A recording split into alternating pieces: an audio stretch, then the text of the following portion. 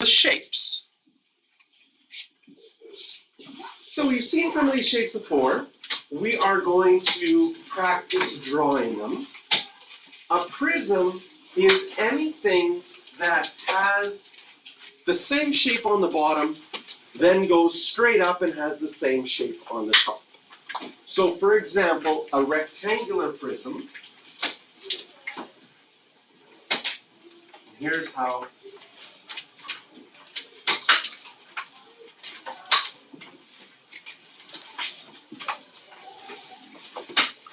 it has the same shape on the bottom and then has sort of a height where that shape is going all the way up.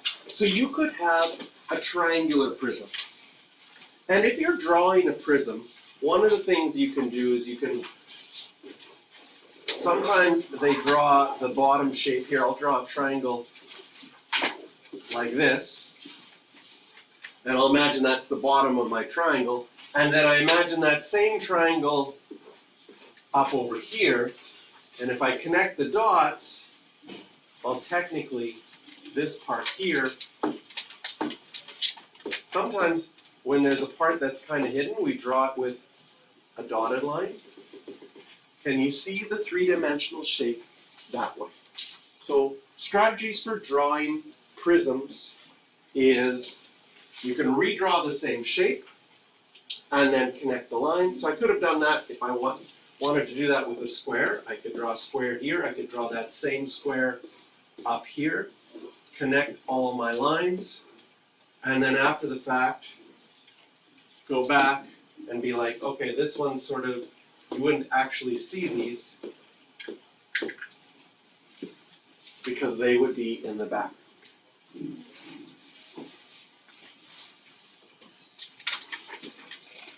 So how would we describe that in words?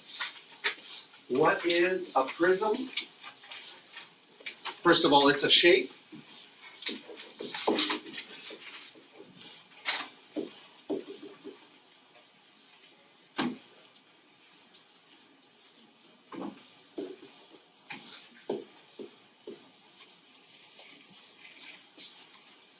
And again, we're not going for a pure mathematical definition, just trying to describe it as best as possible.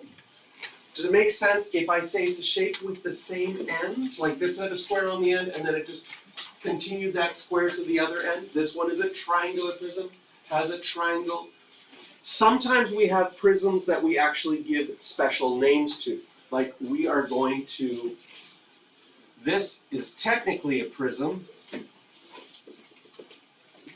but when it's a circle that goes all the way up, does anyone know what that is officially called? A cylinder. So we sometimes have special names for them.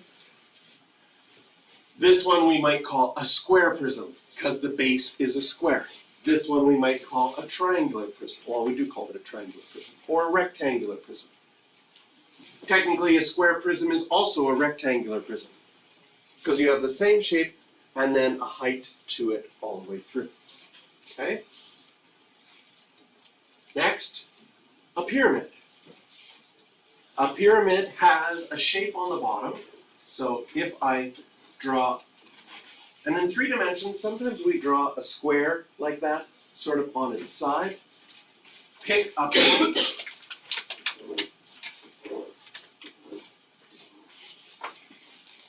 And draw everything to the point. Then if you want to take out your eraser,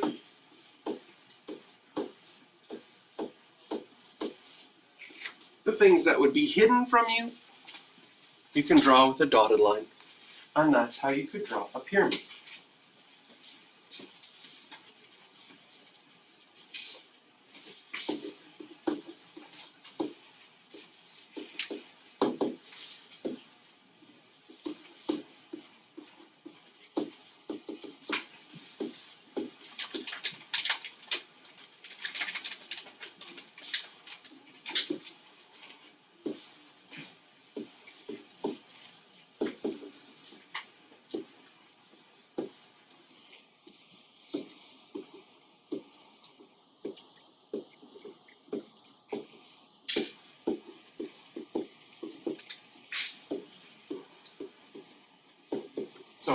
again, how would we describe this picture? Well, it's a shape, it has a base, and all of those corners of that base are then connected to a point above the base. And then we have a special one, because a circle doesn't have any corners, but we have something similar to a pyramid with a circle. What do we call that shape? A cone. Perfect. So we've got some shapes. And what we're going to do over the next little part is really practice our skills with using formulas. Because we're going to have formulas for the volumes of these shapes and also formulas for the surface areas of these shapes. And some of these formulas you've done before, and you've got your formula sheet. And what's really interesting, on your formula sheet, we have 7 units this year. And after unit 1, we will have done half of the formula sheet. So most of the formulas that are on your formula sheet come from this first unit.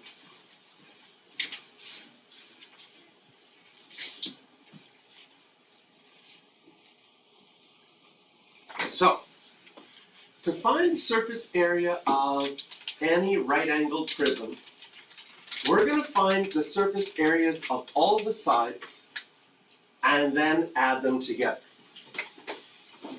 So here's a cube. A cube is a square prism. It's a prism where all the sides are the same. So if I wanted to find the surface area of this, I could just take all of the sides and break them up. In a cube, does it make sense that you have 6 equal-sided squares? We've got 1, 2, 3, 4, and then 2 on the sides. Make 6 squares. So if I found the area of 1 square, and then multiplied it by 6, I'd find the area of the whole thing. But sometimes, like if I had this Kleenex box, this is also a right-angled prism. But now the top and the bottom are rectangles, so we could do length times width for those two. But the sides are different than the top and the bottom. So I would have a top and the bottom that are the same, a front and a back that are the same, and a left side and a right side that are the same. I still have 6 sides, and I have to find the area of all 6 of those sides, and then add them up.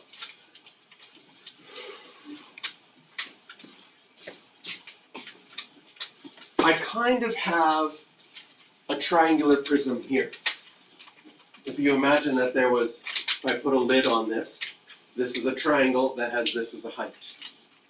Now with a triangular prism, the top and the bottom are triangles. So you'd have to find those areas.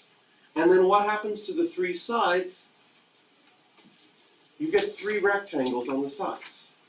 So a triangular prism only has 5 sides, that you would have to find the area of all 5 to add them up.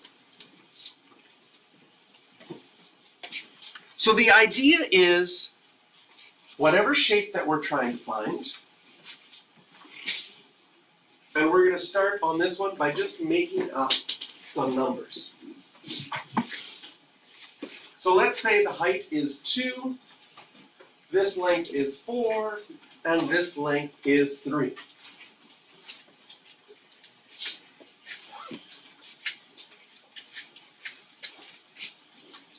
There's going to be 6 different sides.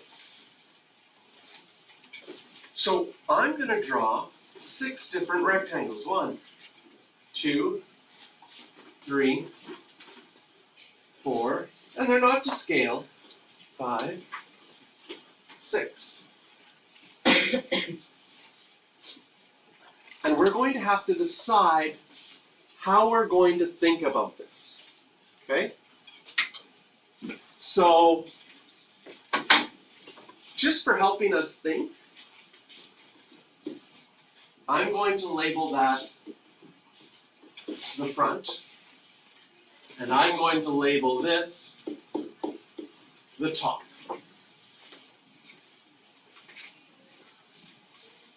And then for each of my rectangles, let's label each of them, just so that we can visualize this.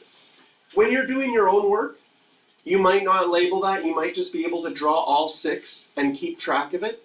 But sometimes it's good to label, because when you have 6 things, sometimes our brain forgets, oh, which one did I do first? And you might do an extra one twice and forget one. Does it make sense that of the 6 rectangles, we're going to need to do the front, the back, the top, the bottom, and then, are you okay with left side and right side?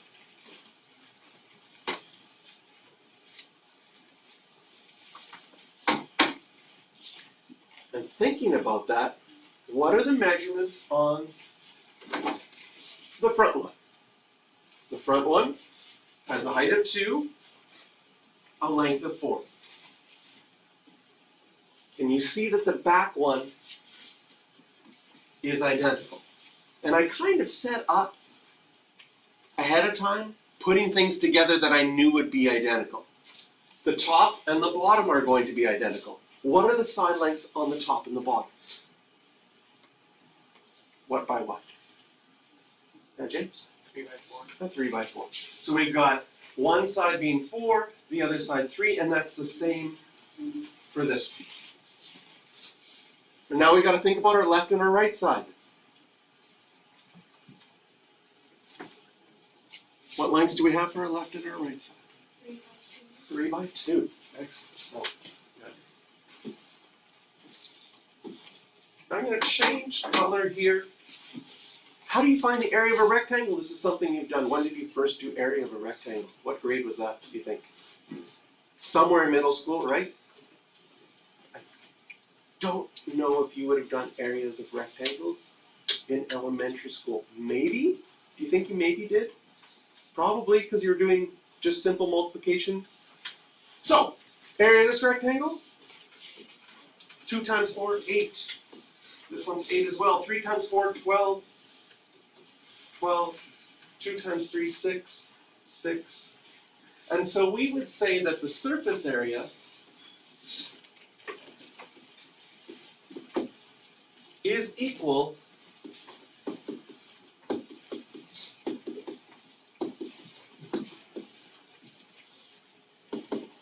and we would have to add that up.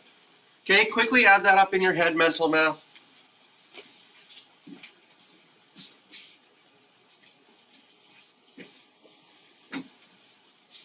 Did you get 52?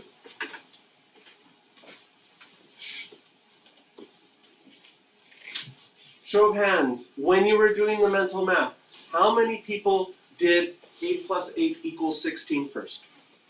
Okay. Did anyone do something else? Madden, what did you do? 6 plus 6 and then added 12 times 3. Okay, 6 plus 6 is 12, and then 12 times 3 and got 36, and then you added the 16. Okay, excellent. Anybody do anything else? Miranda, what did you do? I did 8 plus 12 plus 20. Nice, this is nice that this makes a 20, and that happens twice, so then you already got 40, and then you're just adding 12 to that. Okay? Now, we will, as humans in mental math, typically start by going left to right. That's why I asked how many people started with 8 plus 8, because that's sort of the typical thing that you do. But I like that we had some others. After you do the typical thing, check if there's something that you like better. Okay? I really like that 8 plus 12 because that makes 20. It's really easy to add 20 and 20 together and not get lost with my mental math. I really like grouping things together like, oh, I have 3 12s. Then I can do sort of look for shortcuts. And if you do that, you're going to be strengthening your mental math like crazy. Why? Because you're not just doing one way. When we do one way, we get to do mental math once. If we look for shortcuts, our brain is going to be doing a bunch of mental math.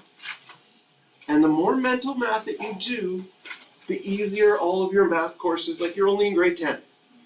You have lots of time to be practicing your mental math now, so that by grade 12, you're like, oh, that paid off a lot. So there's our surface area there. We have got 12. Here we have a triangular prism. Okay? And again, we're going to make up some numbers for here.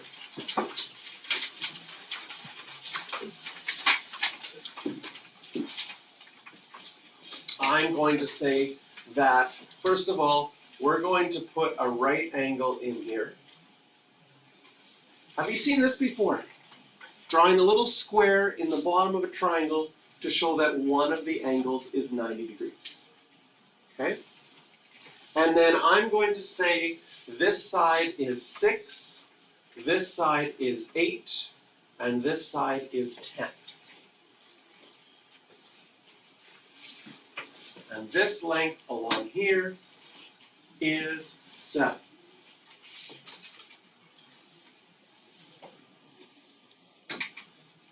Okay? Now sometimes with a triangle, okay, we're going to have the same triangle in the front and back, so I can draw that same triangle front and back. And then you see that you have 3 rectangles this time. 1, 2, 3. On my triangle front and back, it was 6, 8, and 10, identical over there. Okay? Does it make sense that the longest side is opposite the 90 degrees? Yes. Do we know the name of this longest side? Do you remember it? Hypotenuse. Nice. Now for our rectangles, maybe right now I'm going to label and how you label them is just something that helps you visualize which is which. When I say bottom, does it make sense to you that I mean this one right here? It has a length of 7 there and 6 there. So 7 and 6. The front one, I thought about this one right here. 8 and 7. And the back one is going to have a 10 and a 7.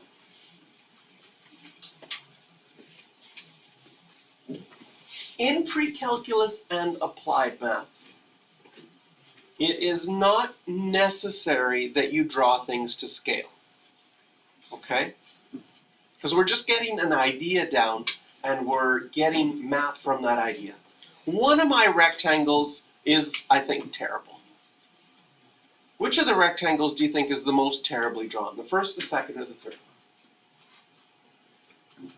In your opinion. And you might be like, Mr. JR, they all look terrible to me. You're not a good rectangle drawer at all. Okay, what don't you like about the first one? Like a gap in it. Oh, you don't like the gap. Okay. All right. So if I fix the gap, maybe it's better. Anybody else have one they don't like? Claire, what do you think? The back one. The back one. Why don't you like the back one? It's just like a weird angle and it's just like, I don't like it. It's like wider here and narrower there. Yeah, it has like a Okay. angle. Okay. I'll take that. And a gap too, so there. Right? So now we have someone who doesn't like the first one, someone doesn't like the third one. Anybody not like the second one? For any reason? Well, I don't know. I can remember it. It does the weird little curve thing. And then A little curve thing to it? Yeah. Okay. Second one kind of bothers me, because this side is 7. And this side is 8. Which is a bigger number? 8. Which side looks longer? 7. So I kind of don't like that one for that reason. But all of those things is okay. We're going to be okay with that. I'm not going to... Which, Mr. Sherk? You just have some. No, which rectangle do you think is the worst, and for what reason? Is the worst? Yeah, like something's wrong with it for you. This rectangle here, the 6 and 7, this one with 8 and 7, this is 7, 10. What do you feel? Well, the 8 and 7. What don't you like about it? I don't like that the 7 looks longer than the 8. For starters. So if I made the 7 look shorter. Would you like that better? The side length. Oh, okay. The side length of 8 looks. Yeah, okay, fair enough. So I would turn it up. I would turn You that shape. switch Well the. done. Well done. The 7 looks short. Oh, do you want me to shorten it up? Who said that? Me. Oh, hey. So now we need to find the areas of each of these. Area of a triangle is base times height divided by 2. Can you do base times height divided by 2 mental math? I'll put the number up in a second. These ones are just length times width. Quickly do the mental math for all of them.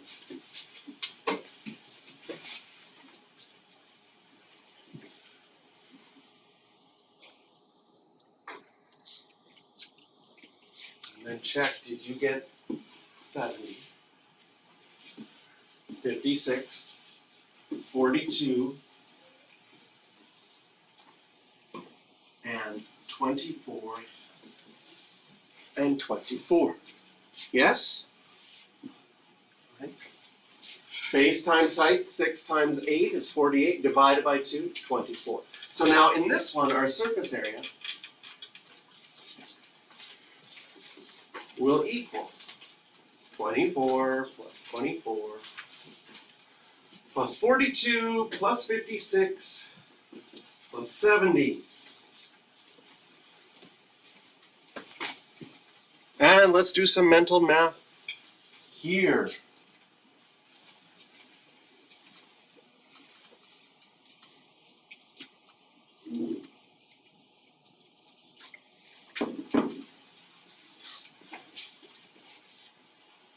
Did you get 216? Okay. Anybody find something along the way with mental math that they liked on this one? Yep. You add the 24s together, it's 48, and then that goes nicely with the 42. Yeah, the 48 and the 42 go nicely. It's kind of, the left to right ends up working out nicely that way. Because then the 90, and then I was like, well, I'm going to go 90 plus 70, because those look easier first to get 160, and then add the 56 to get 216. Now, something that's going to happen in questions is sometimes you're going to get units. Okay? Both the first questions we did, I didn't have any units, but what happens if they told us that this was centimeters, centimeters, and centimeters? We could still do our badly drawn rectangles and triangles and do all of our math, but in the end, we need in our final answer some units. Yes? Wouldn't it be centimeters squared? Then in the surface area, exactly, when we're counting area, it becomes centimeters squared. And the reason for that is if I had, for example, my 7 by 10. My 10 I could then break up 5 into 10 spots. My 7 I could break up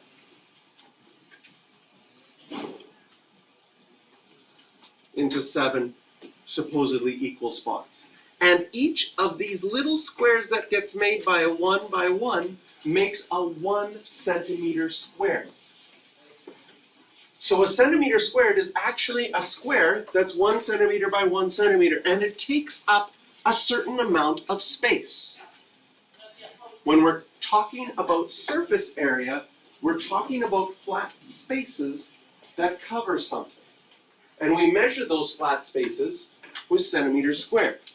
We can't actually cover things with centimeters because they're just straight lines that are super thin. And no matter how many super thin things, you'll never cover the whole thing because they actually have no height to them whatsoever.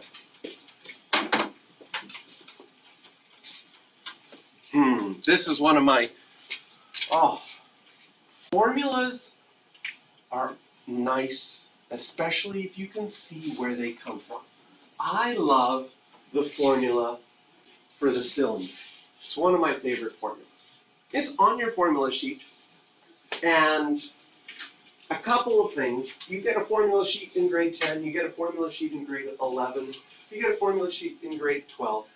If you decide to keep going and do the AP Calculus in your grade 12 year, there's no formula sheet whatsoever for that course. You have to have all of your formulas memorized.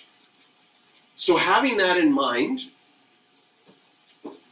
you're going to find that maybe you want to start just memorizing formulas already. And part of things in memorizing formulas is that the more you use them, they just sort of become like, how many people know that the area of a rectangle's length times width? Right? Do I need that? I think it's on your formula sheet. But do you really need that one? Oh no, it's on the formula sheet in grade 9. You don't need that one anymore. Do you need a squared plus b squared equals c squared? No. No. You know a lot of your formulas. Okay? But sometimes we can know a formula if we understand what it's trying to say, rather than just trying to memorize. Because if I'm just trying to memorize 2 pi rs, 2 pi r squared plus 2 pi rh, it's a bunch of numbers, letters, and it has pi in it, that's going to be confusing. Okay? But if we think of the surface area of a cylinder as the top and bottom are both circles, and you know the area of one circle is pi r squared, does it make sense in the formula that we have 2 pi r squared? And then if you take a cylinder, and if you don't believe me, go home, go to your pantry, and find a can of soup or tomato sauce or something, and take off the label. If you take off the label, right, imagine the cylinder being labeled, and take off the label, it becomes a rectangle. Now, if you think it's just a coincidence, go to your pantry and take off every label. Take off every soup label, every one check, oh, another rectangle. Take off another one, another rectangle, until you believe that it's a rectangle. Then if you want to have fun with your parents, tape them on in different orders, or just throw away the labels and see what happens. You might have interesting suppers over the next little while. But you pull it off, and it makes a rectangle. When I put it back on, this side of the rectangle is the height. But the other side of the rectangle got curled around. The other side of the rectangle got curled around the circle. What do we call the edge of a circle? Do you remember the name for that? It's got a kind of a the circumference. And you have a formula for circumference, which is 2 pi r. And there's your rectangle. It just has the height of the cylinder multiplied by the length, which is the circumference. And so I find that this formula, if I understand what it is, the formula is easy to remember. Because it's just 2 circles, and then a rectangle where we have the height times the circumference. And all of a sudden the formula is easy to remember. But it's still on your formula sheet anyways. So that's good as well. Oh, my formula sheet is wet.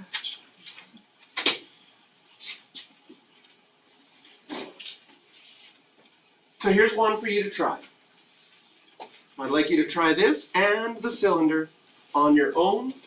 Draw front, back, left, right, however you want to do it.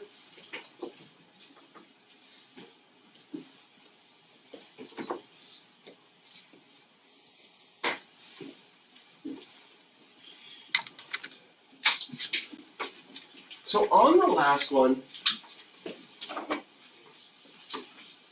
you have on your formula sheet the 2 circles, 2 pi r squared, plus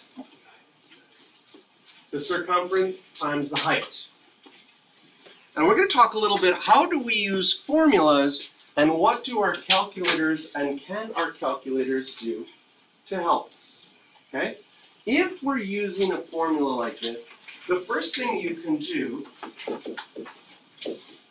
is whenever you have a number that you know, I know my radius is 2, I can put it in brackets and plug in a 2. I know my radius is 2, and I know my height is 5. Most calculators, whether you bought a scientific calculator from the school or you have a graphing calculator, they are really nice at allowing you to type in things exactly as you see it. So for those of you that have a graphing calculator, I'm going to pull one up here and show how we can type this into our graphing calculator. Ooh, can I make it smaller? So I still, no. That's not what I want.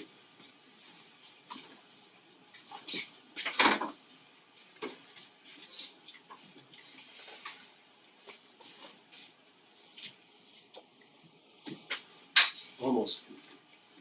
Okay, so on our graphing calculator, you can, when you have pi, you can either choose to put a time sign in between or just write 2 and then pi. On the graphing calculator, the pi button on mine is small in blue there, so I have to use the second button to get those numbers. Okay? And then I have times 2 squared. And I have an option. I could either do it that way. It would be perfectly fine if I put, here, I'll do it afterwards, 2 pi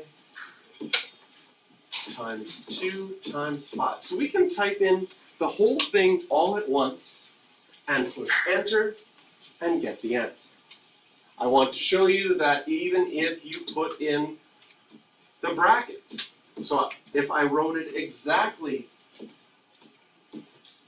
as I had there with brackets, oh, I forgot the square. Okay, something nice about the graphing calculator. Sometimes you forget something. Like, do you see I forgot the little square? You can use your arrow key, highlight it, push enter, and it rewrites it. Then I go to where I was missing something, which was right after this bracket. If I push the little squared button, which is right here, it's going to do it over top of the plus sign. But above the delete button is an insert button. I just want to insert that squared, and I get the same answer as before. Scientific calculator 2, you should be able to type the whole thing and see it. If you have a calculator that doesn't let you see everything, I would suggest getting one that does. It just makes your life easier. Like, there are special calculators. Arenda has a business calculator. It's great for business. One student came in and said, my calculator's not working at all.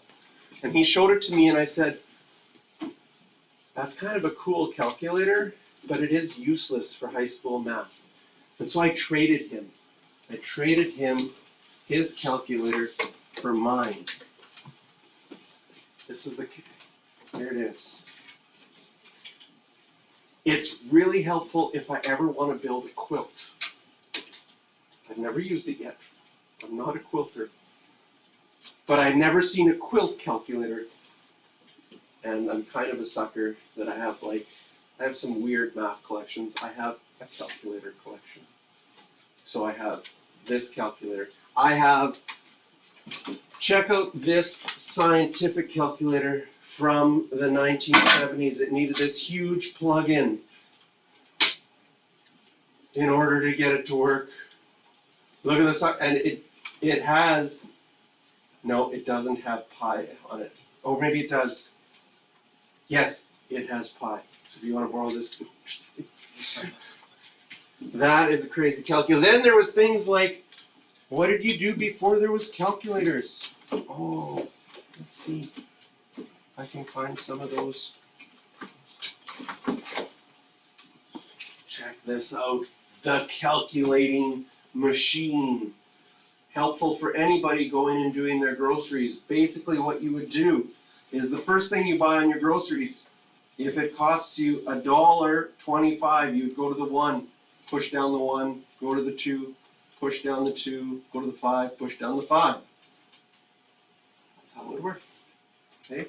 Then if you bought something for $2.35, or yeah, maybe $2.36, you go to the 2, push down the 2, go to the 3, 30, go to the 6, but the 6 didn't go all the way down, so then you go all the way up and over, and it automatically carries the 1 and pushes it over, and it adds it up.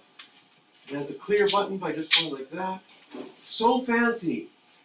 Everybody in the 1960s would have had one of these when they went grocery shopping. Probably not. Can I get water? Break is in 15 minutes. You'll be able to do it right at that time. Okay.